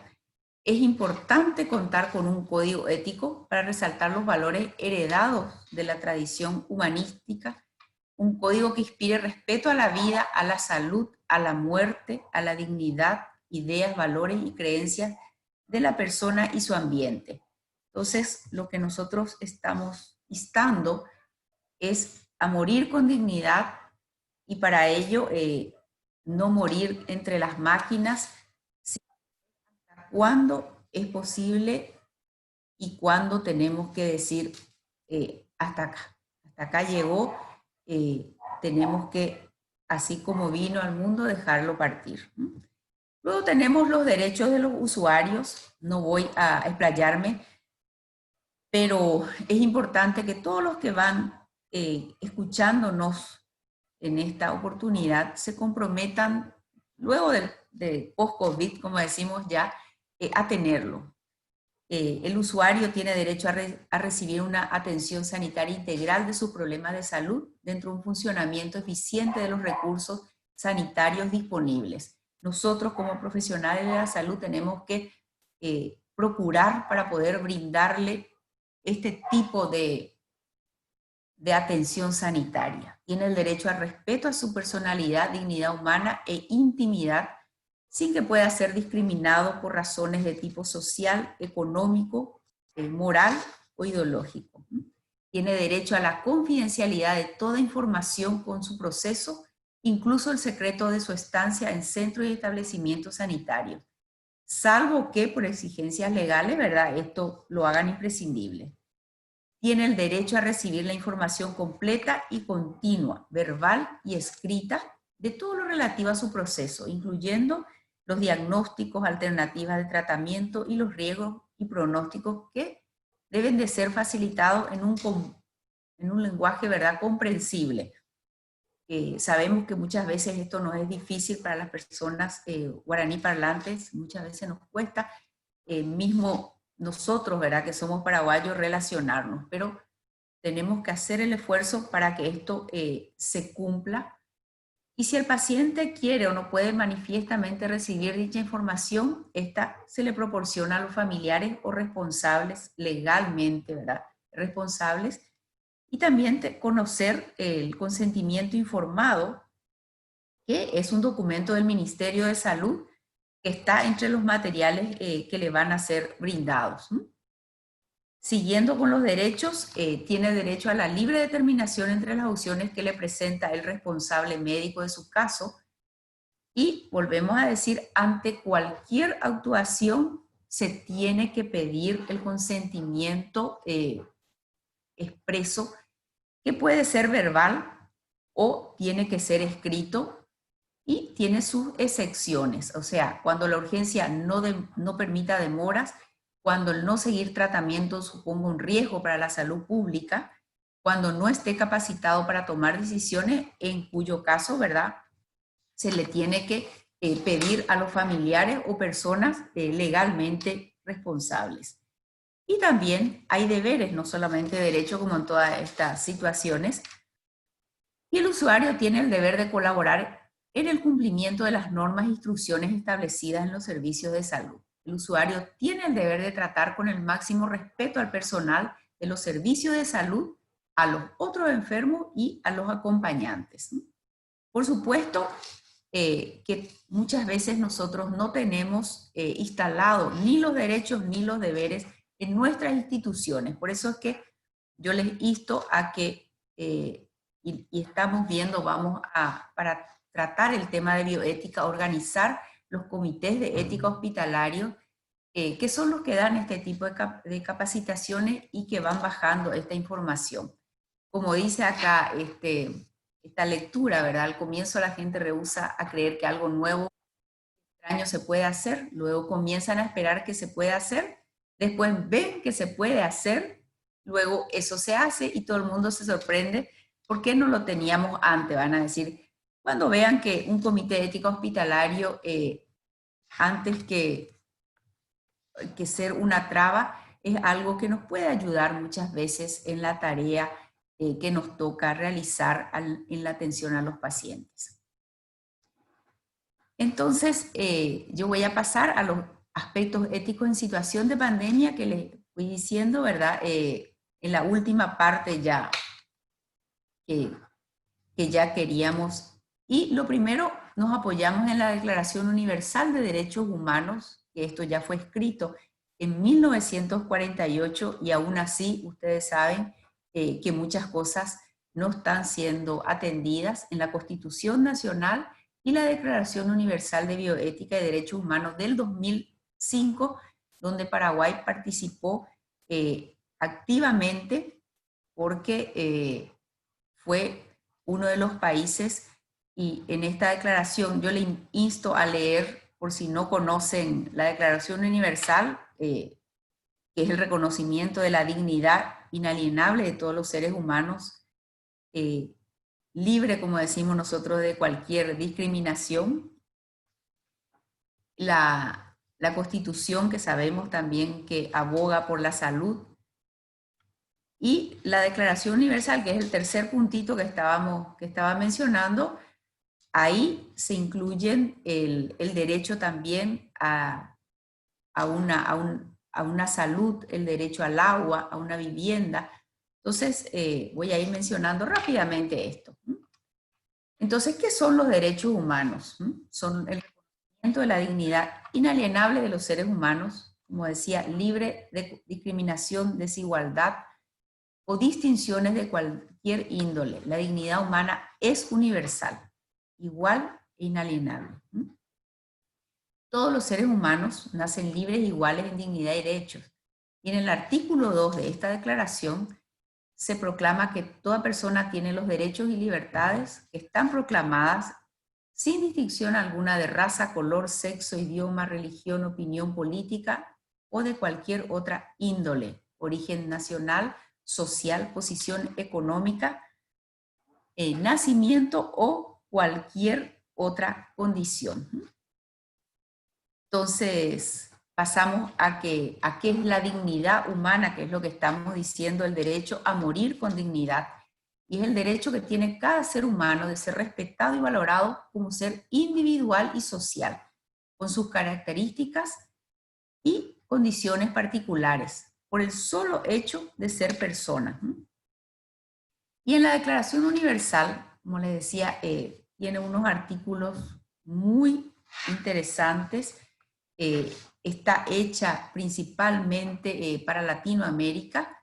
Nos habla que la salud no depende únicamente de los progresos de la investigación científica y tecnológica, sino también de factores psicosociales que deben de ser respetados. En el artículo 10 de esta declaración nos habla de que la igualdad, la justicia y la equidad. Se habrá de respetar la igualdad fundamental de todos los seres humanos en dignidad y derechos, de tal modo que sean tratados con justicia y equidad. Entonces, esto es lo que nosotros queremos, ¿verdad?, para esta pandemia, que no haya ninguna discriminación, que no haya estigmatización con las personas que pudieran estar infectadas o que pudieran estar internadas. Y así nos dice esta declaración que ningún individuo o grupo debería ser sometido por ningún motivo en violación de la dignidad humana, los derechos humanos y las libertades fundamentales a discriminación y estigmatización alguna. Entonces procuremos, cuando vemos este tipo de comportamiento, de poder explicarle, porque muchas veces las personas no saben cuando están compartiendo información a través del WhatsApp lo que están haciendo. Entonces, cuando nosotros nos damos cuenta de lo que está ocurriendo en grupos al cual pertenecemos, expliquemos por qué no se debe hacer y qué pasaría si eso ocurriera con nosotros mismos. Y el artículo 14, que es para mí todos son muy buenos, pero este que nos habla, ¿verdad?, de la responsabilidad social y la justicia, la salud, ¿verdad?, teniendo en cuenta que estos son puntos fundamentales para el desarrollo de los pueblos y que la salud es un derecho con temas como el acceso, como les decía yo, a los medicamentos esenciales, especialmente para la salud de las mujeres, los niños. La salud es esencial para la vida misma y debe de ser considerada un bien social y humano. Tenemos que trabajar para que, como decimos, al volver a la normalidad, esta normalidad no sea una normalidad sin salud. El punto B de este artículo 14 nos habla al derecho que tenemos al acceso a una alimentación y un agua adecuados. Sabemos que una persona que vive rodeado de ciertos determinantes sociales puede morir por una simple gripe porque no tiene agua. Ahora decimos todo el tiempo lávense las manos. Y si no tengo agua, ¿cómo voy a lavarme las manos? Si no tengo dinero para comprar un jabón, ¿cómo voy a hacer? Entonces, aquí nos damos cuenta, ¿verdad?, de que hay diferencias y que tenemos que tratar en honor a la equidad de poder ayudar, ¿verdad?, para que nuestro país y nuestra Latinoamérica, que es la de mayor desigualdad y la más inequitativa, pueda ir cambiando. Tenemos que suprimir la marginación e exclusión de personas por cualquier motivo y trabajar en la reducción de la pobreza y el analfabetismo. Y también tenemos otro puntito, ¿verdad?, que es de la Corte Interamericana de Derechos Humanos, donde nos hablan del acceso a la información veraz y fiable, así como Internet es esencial. Se deben disponer las medidas para el uso de la tecnología de vigilancia para poder monitorear y rastrear la propagación del coronavirus, pero se tiene que limitar y ser proporcional a las necesidades sanitarias y no que esto implique una injerencia desmedida y lesiva, ¿verdad?, para la privacidad, la protección de datos personales y a la observación del principio general de no discriminación. Esto es un punto muy importante y resulta pertinente entonces poner en alerta a los órganos o dependencias competentes para combatir esta xenofobia, el racismo o cualquier otra forma de discriminación que puedan darse en nuestro país. Las noticias falsas o las incitaciones a la violencia que yo creo que se dieron, ¿verdad?, al principio, el 11 de marzo, cuando nuestro país reconoció a la pandemia con la presencia de los 2 primeros casos, ¿verdad?, se prendió la alarma, se inició la cuarentena y en realidad, decíamos nosotros, no fue fácil porque ahí nos dijeron que tendríamos que entrar en cuarentena y quedarnos en nuestras casas. Y como yo suelo decir, mi casa es grande, pero hay familias que en una pieza viven 10 personas, o sea, ahí se generan situaciones de violencia. Entonces, para todos nosotros no fue igual. Y acá recordemos otra vez, estábamos plenamente reconociendo que de la conducta de uno depende el futuro de todos. Y ahí recordemos el presupuesto de salud, 3% del PIB solamente. Entonces, teníamos también el 65 a 71% de los trabajadores son informales, de 1 a 2 millones de personas viven en situación de pobreza, la salud de fragmentadas, o sea, muchas cosas que hacen que la conducta de uno depende del futuro de todos, pero no todos somos iguales. Entonces ahí la bioética nos pone a pensar cómo podemos hacer, y esta pandemia, hablando bien, ¿verdad?, nos enfrentó a una realidad en que la salud, que es considerada, como bien lo decíamos, desde hace muchos años como uno de los derechos humanos, no está satisfecha para una gran parte de la población si no hay acceso a medicamentos, a especialistas, y creo que el resto ustedes pueden completar. La bioética y la ética es una reflexión crítica sobre los conflictos que emergen de la vida y la salud humana. Y va más allá de las normas que íbamos mencionando. Y como decía José, es un llamado a la reflexión, a la importancia de ponerse en el lugar del otro y entonces ver qué valores, qué principios tiene el otro, qué es lo que pudo haberse vulnerado, por qué el otro reacciona así, se siente así. Y entonces tratar de comprender. Entonces, esto es algo que muchas veces nosotros no hacemos, pero el ponerse en el lugar del otro en algún momento nos hace darnos cuenta de por qué la persona está actuando de tal o cual manera. Y la bioética nos habla mucho de valores, principios, derechos. Entonces voy a mencionar algunos valores de la ética y entre ellos tenemos el servicio, la lealtad, la responsabilidad, y el servicio es satisfacer las necesidades de la ciudadanía con amabilidad y calidez, que es algo que a nosotros nos piden, ¿verdad? Que a veces con tanto trabajo muchas veces nos cuesta.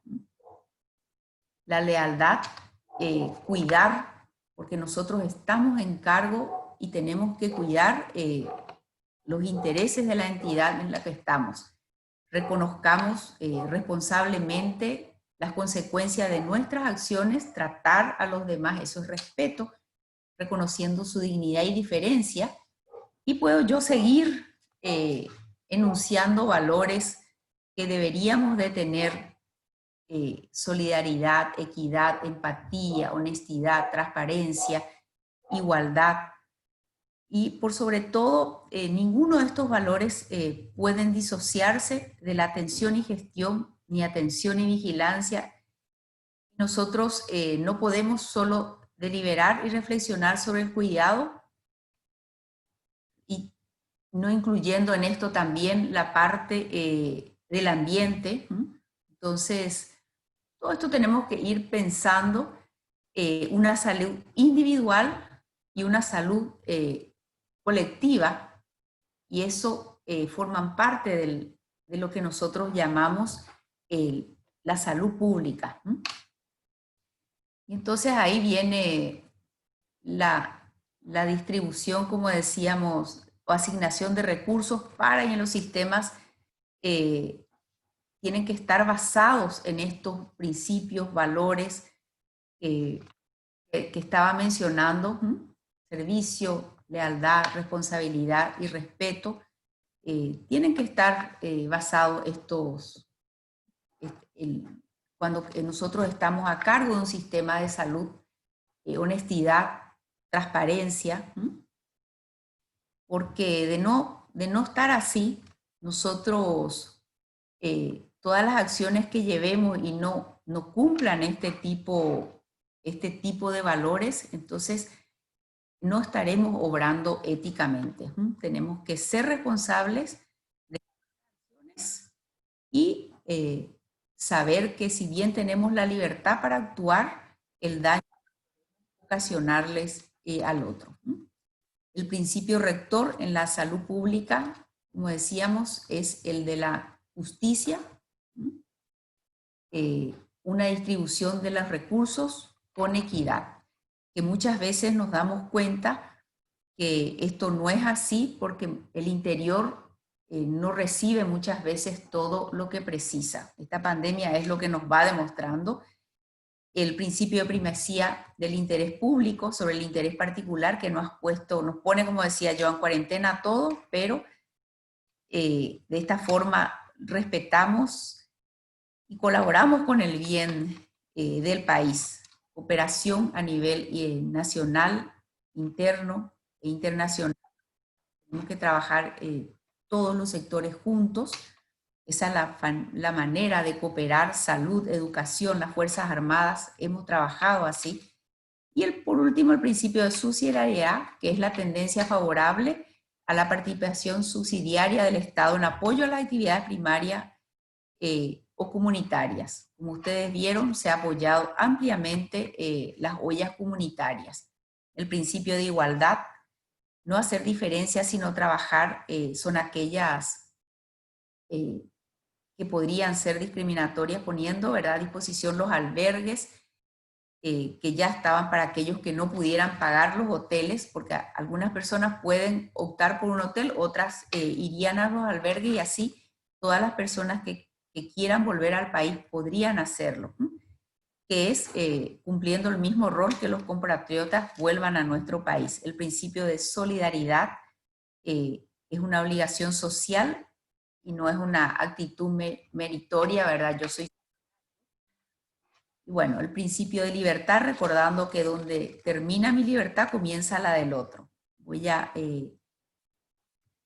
ir pasando. Y acá el principio de reciprocidad, que obliga a la protección extraordinaria de quienes tienen una carga desproporcionada de riesgo. Y aquí vemos a los grupos vulnerables que no tienen la capacidad, ¿verdad?, de protegerse por razones de edad, sexo, enfermedades crónicas, las personas con discapacidad, las personas recluidas. Entonces, para esto se deben de contemplar acciones para minimizar el daño, en este caso del COVID. Entonces, aquí una serie, yo ya no voy a extenderme porque estoy mirando la hora y Miriam nos dijo hasta las 9. Entonces, todo esto son nuestros derechos, pero sí voy a pasar rápidamente. Las investigaciones que se realicen tienen que haber pasado por comités de ética de investigación, tienen que contar con la mayor evidencia científica, la mejor valoración sobre los costos-beneficios, el mayor beneficio para todos. Las investigaciones nunca puede primar el interés de la sociedad por encima del de la persona. Esos son estándares básicos que se tienen que tener en cuenta. Y ya voy terminando. Les comentamos que desde la Comisión Nacional de Bioética hemos emitido un pronunciamiento, hemos emitido en segundo lugar recomendaciones éticas para la toma de decisiones en la situación excepcional si hubiera una crisis. Hasta este momento no la estamos viviendo, pero son recomendaciones que han sido emitidas, así como este protocolo que se va a estar compartiendo durante este taller. Por último, tenemos conformado un grupo, abajo está la dirección de correo, porque sabemos que los hospitales no cuentan con comités de ética hospitalarios y que podrían ser importantes si tuvieran algunos dilemas éticos, y entonces pueden recurrir a nosotros. Esto lo conformamos el doctor de Mestral, la doctora Miriam, tenemos otros compañeros que nos acompañan en esta tarea. Y bueno, con esta frase, no hagas a nadie lo que no quieres que te hagan a ti o a los tuyos. Entonces, yo doy por terminada esta presentación. Muchísimas gracias por la atención. Gracias. Gracias, doctora Marta, muchas gracias. Realmente es tan apasionante que nos damos cuenta que nos da el tiempo para hablar de todo lo que queremos hablar y compartir, pero que son puntos básicos y muy, muy importantes, ¿no? Esta pandemia, si bien la idea es salvar la mayor cantidad de vidas posibles, evidentemente esa es la función que tiene la salud pública, ¿no? No puede olvidar y no puede descuidar a aquellos que no se van a salvar. Y eso es muy importante, eso es lo que los cuidados paliativos quieren traer un poquito. Nosotros trabajamos con las personas incurables, con las personas que van a fallecer, y queremos, obviamente, en este contexto de la dignidad de la persona, reconociendo que es un derecho humano, poder ofrecerle lo mejor, ¿verdad? Entonces, está bien, vamos a prepararnos con todos los respiradores posibles, pero también es importante prepararnos con todas las medidas científicas, éticas y humanas para atender al que va a morir. Y cada día estamos viendo ahora que cada vez aumenta el número de fallecidos, está siendo una realidad muy triste. Y bueno, va a haber quizás pacientes, y lo que vamos a hablar es justamente en esto, los pacientes que a lo mejor ni siquiera van a poder entrar a terapia intensiva, y qué vamos a hacer con ellos. Bueno, yo ahora voy a habilitar para que todos puedan, si quieren hablar, puedan deshabilitar automáticamente sus audios. No sé si hay preguntas, si hay dudas de esto que se habló. Empezamos con lo que es persona, hablamos que son los conceptos de cuidados paliativos y todo lo que sustenta esto que estamos compartiendo. No sé, Andrea Ferreira, si estás por allí. Estoy. Hola, profe. Hola a todos. Buenas noches. Ella es otra docente del curso, va a estar como tutora en uno de los grupos. No hay preguntas en el chat. Hay preguntas referentes a los foros, doctora, en realidad. Ya la doctora Marta estuvo dando sus respuestas con relación a las medidas anticipadas y demás, que bueno, que eso dependiendo ya recién cuando tengamos la ley, es la que vamos a poder utilizar como algo legal, ¿verdad? Eso es así. Del Eso foro, estuvo- ¿cuál es la duda? Del foro, bueno, primero quieren saber si es que la presencia lo tienen que hacer por el chat, ¿verdad? Eso es lo primero que pregunta. Está. La presencia se va a cargar automáticamente, así que eso después vamos a verificar, así que no se preocupen, de eso se carga automáticamente. Obviamente en los foros vamos a tener que nosotros ya revisar uno por uno quién entró, ¿verdad? Pero también tenemos nuestra forma de ver sus participaciones. Con respecto al foro, no sé si hay algunas preguntas, son 4 foros: criterio de terminalidad, disnea, sedación paliativa y duelo. En cada uno se va a abrir en esos tiempos, en ese cronograma que ya les pasé, y obviamente van a estar las preguntas disparadoras iniciales en base a un caso clínico.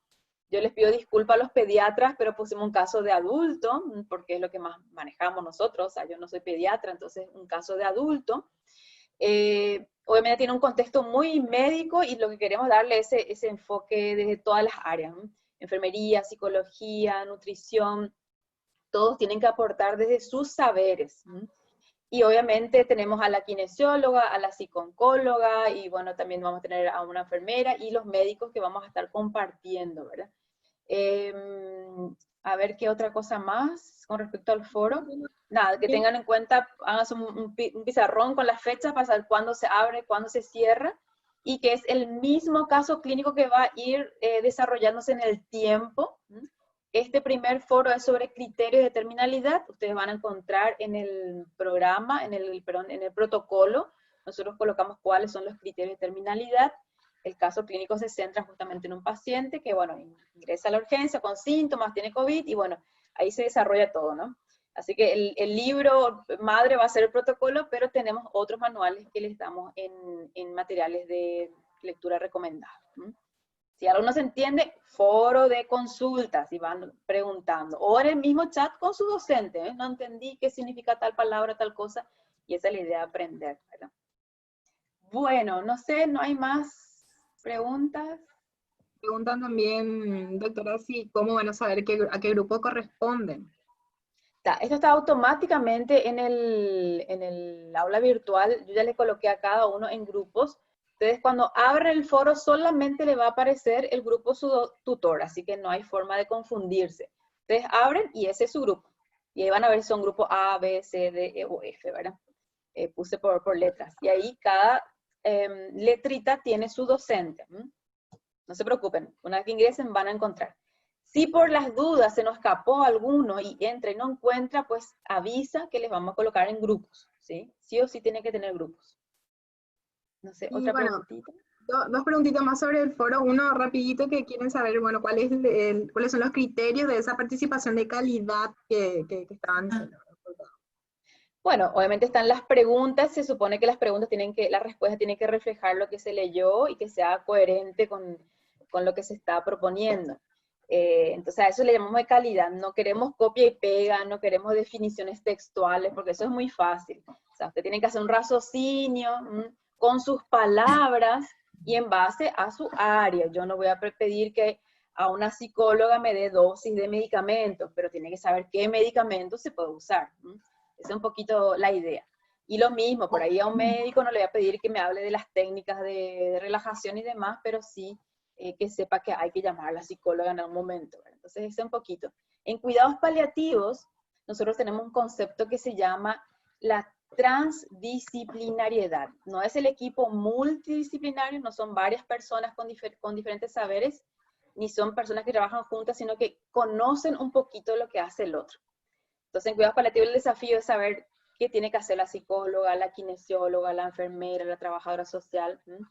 Y este va a ser un poco el desafío de trabajar con todos los saberes. Y si alguien tiene duda, pues le llama al médico, le llama a la enfermera. Quiero saber qué dice la enfermera, si hay vía o no hay vía para este paciente. Para un ejemplo, ¿no? Un poquito de la temática. Después, ¿qué más del foro, Andrea? No, Miriam, Sí. y no hay que decir, estoy de acuerdo con lo que dijo el anterior. Eso no es de calidad. Claro, claro, claro. A veces Opino lo mismo, no vale. opino lo mismo, no. Ahí no. Claro, claro, claro. Obviamente en el foro, algunos siempre le van a ganar de mano, por ahí dijo lo que ustedes pensaban, pero bueno, agreguen algo más a eso, ¿verdad? Contribuyan a eso y no tengan vergüenza, si tienen dudas, pues para eso está. Yo no entendí lo que dijo fulano de tal, ¿me puede explicar? Entre ustedes también pueden participar y pueden interactuar, ¿verdad? O decir, no, yo no estoy de acuerdo en lo que dijo fulano, yo creo que es tal cosa. O sea, si hacemos bien en ámbito de respeto, nadie se va a enojar. La idea es el debate, por eso es foro de debate. Hacemos pregunta, respuesta, y si pueden haber controversias, pues las vamos a tratar, ¿no? Doctora, quiero hacerte una consulta. Sí. La clase de mañana en el foro va a aparecer el tema del IC y la contraseña para entrar. ¿Tú todavía no entraste entonces al aula virtual? No, ya entré yo en el 1, el de ahora. Ya entré, Sí. yo estaba leyendo, estaba viendo ya el video, pero para la clase de mañana te pregunto yo, ¿o va a ser el mismo nomás otra vez el de hoy? Las clases, así como las tenemos ahora con videoconferencia, son solamente lunes y viernes. Lunes y viernes. 2 lunes, o sea, 3 lunes realmente y 2 viernes. El resto lo vamos a hacer en los foros, que le voy a mostrar un poquito entonces nuestra aula virtual, para sacar esa duda. No sé si se ve, si me pueden decir si se ve el aula virtual. Se ve. Sí se ve, doctora. Ok, ahí tienen, inicie su recorrido aquí, tenemos lo que les decía la fundamentación, un video que son los cuidados paliativos, Sí. los avisos de la coordinación, seguimos, ¿verdad? Programa Sí. y cronograma, acá tienen material de lectura, el protocolo, hacen un clic y van a encontrar más materiales todavía de lectura. Sí, ese Lo ya leí ideal es también yo. bajar y guardar una carpetita para que no le consuma datos y van leyendo cuando pueden. Estos dos foros que son de consulta para preguntar si hay dudas y el de presentaciones que es una vez nomás, presentarse. Y acá vamos a los temas. Tema 1 es el que vamos a empezar ahora. Criterio de terminalidad. Y acá en el foro de debate ustedes van a entrar y van a encontrar solamente el docente suyo. Acá yo tengo, porque soy docente, le veo a todos. Ustedes van a encontrar solamente uno. Y ustedes van a entrar, por ejemplo, acá hacen clic, foro debate grupo A, dicen, está una bienvenida, está el caso clínico, y ustedes aquí le dan responder, hacen un clic y ponen su respuesta. Hola, yo creo que tal cosa, y después dan enviar. Ya. Y después, cuando termine este foro, que vean el cronograma, por eso es muy importante, vamos a pasar al segundo foro, que todavía no está habilitado. Ustedes ven un poquito porque estoy como docente, pero a ustedes no le aparece nada acá. Entonces ahora vamos a trabajar solamente en esto, según el cronograma. Después de esto, que ya le hace el enlace, acá abajito le voy a alzar la copia de esta videoconferencia para que repasen, y le voy a pasar el nuevo para el viernes. Y bueno, sucesivamente para cada tema, un link y la hora, el día de la reunión, y una vez que termina uno, cerramos, vamos al siguiente, ¿sí? Ya. ¿Se entendió? Muchas gracias, doctora, muy amable. Genial. Bueno, ¿no hay más dudas? El tiempo límite para responder el foro, pregunta. Y eso según el cronograma que les mostré, vamos a repasar una última vez. Para cada día tenemos nosotros, cada semana tenemos una consigna. Día 1 fue hoy la videoconferencia. Día 2 van a bajar los materiales, van a leer. A partir del miércoles pueden empezar a responder si quieren antes. Y esto va hasta el viernes, porque el sábado empieza otro foro. Entonces de hoy hasta el viernes, este primer foro. A partir del sábado empieza el segundo foro. El lunes tenemos otra videoconferencia. Hasta el martes va este foro, Miércoles empieza el tercer foro. Viernes nos encontramos de nuevo. Este foro continúa hasta el sábado. Y domingo inicia el último foro, que es de duelo. Domingo, lunes, nos encontramos de nuevo para la videoconferencia de duelo y el cierre, repaso y cierre. Entonces, este cronograma está en el aula virtual. Así que es cuestión que lo tengan bien agendadito, porque le digo, es muy dinámico, rápido va. Es así, es un curso muy rápido. Bueno, otras dudas, preguntas, antes que 21:02. Queremos ser puntuales porque también están cansados y tienen sus cosas que hacer. Una preguntita nomás que tengo. ¿Qué tal? ¿Cómo Sí. están? Buenas noches. Hola Marta, qué ¿Cómo lindo estás? verte. Igualmente. Por fin. ¿Verdad? La participación en el foro es más de una vez. Si uno considera, se puede convertir en un coloquio, un diálogo, un debate, como decís. Totalmente. Nosotros le pedimos mínimo 2 para que diga, bueno, sí participó, ¿verdad? Pero ustedes pueden escribir todo lo que quieran, cuanto más mejor, y bueno, obviamente ahí entre ustedes interaccionan. Nosotros, como les digo, tenemos como 500 matriculados, hoy solamente se presentaron 200 y algo en la charla, vamos a ver qué pasa, y nos dividimos en grupos de 80. Así que bueno, vamos a intentar darle la respuesta en tiempo y forma, pero también tengan un poquito en consideración que es bastante difícil, ¿verdad? Esto lo hacemos con mucho amor, a puro pulmón. Muchas gracias. No cobramos nada por esto, hacemos nuestra hora porque creemos que es algo necesario para la sociedad, así que también ténganos paciencia un poquitito. Muy agradecida, muchas gracias. A vos, Marta. Un gusto saludarte, Marta, después de tanto tiempo. Gracias por ¿Cómo está, Humberto? Gracias, me encantó tu charla, Humberto. Muchas gracias.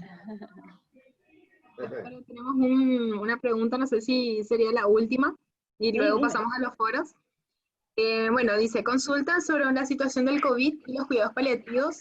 En estos momentos está siendo aplicado el protocolo, me imagino.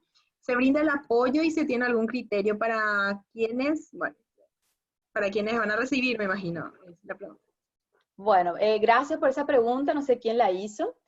Nosotros presentamos este protocolo que lo terminamos a fines de abril, entonces más o menos inicio de mayo presentamos al Ministerio de Salud para que sea un protocolo nacional y hasta ahora no tenemos respuesta. Esa es la realidad, ¿verdad? Lo hemos presentado para que sea un protocolo nacional, por eso esta capacitación queríamos que sea nacional, ¿verdad? Que los criterios que se han utilizado en todos los hospitales, bueno, los lugares donde van a atender pacientes con COVID. En Paraguay no tenemos una ley de cuidados paliativos, son pocos los servicios que cuentan con un servicio especializado, UCAM, clínicas, bueno, el Hospital de la Divina Providencia, IPS, pero la realidad es que no tenemos lastimosamente ni un programa nacional de cuidados paliativos, ni una ley, y este protocolo no tuvimos todavía el retorno para que sea algo oficial del Ministerio de Salud y que tengan que implementarse en todos los servicios. Así que contamos con la fuerza de ustedes, ¿verdad? Que difundan y que lo puedan aplicar, porque vamos a ver la situación del caso clínico que pudo haber pasado, porque ya fallecieron unos cuantos, no sabemos si a mí no me tocó ver esos pacientes, pudo haber sido y puede pasar. Entonces queremos que la gente, pues bueno, brindarle una atención digna, ¿verdad? Bueno, no sé, Andreita, ¿otra más? ¿Preguntas? Ya no tenemos ninguna pregunta. Y bueno, realmente agradecerles de mi parte, ya para todos los ponentes también, ¿verdad? Muchas gracias. Bueno, entonces repito mi agradecimiento. Este curso, como se sustenta con el Instituto Nacional de Salud, ya la otra Marta agradeció al licenciado Marcos. Yo tengo que agradecer también al señor Ronald, que es nuestro asistente técnico, que me estuvo ayudando mientras tanto, así que también a él. Y obviamente a todos los que están poniendo estas energías. La otra Marta Escurra, muchas gracias. Profesor Enrique, doctor Humberto, Andrea, Rosa, Eliane, Ana Cravier, que estaba por ahí, se le acabó la batería, dijo, y la licenciada Gladys Moreira, que ya la van a conocer. Y mi agradecimiento más grande es a ustedes que apostaron a sacarse un tiempo de sus actividades para aprender un poco más. Y bueno, como les decía yo en el chat de presentación, hagamos una red para poder atender a los que más sufren y que sea esa también una de sus pasiones. Nosotros por la doctora Liana ya le tenemos conquistada en paliativo, ella ya va a ser paliativista, ya, eso nomás, ¿verdad? Pero bueno, oportunamente, ¿verdad? Sí. Muchas gracias a todos, que tengan una buena noche y nos seguimos leyendo y nos vemos el viernes. ¿Les parece? Muchas gracias. Chao, chao. Muchas gracias, doctora. Hasta luego.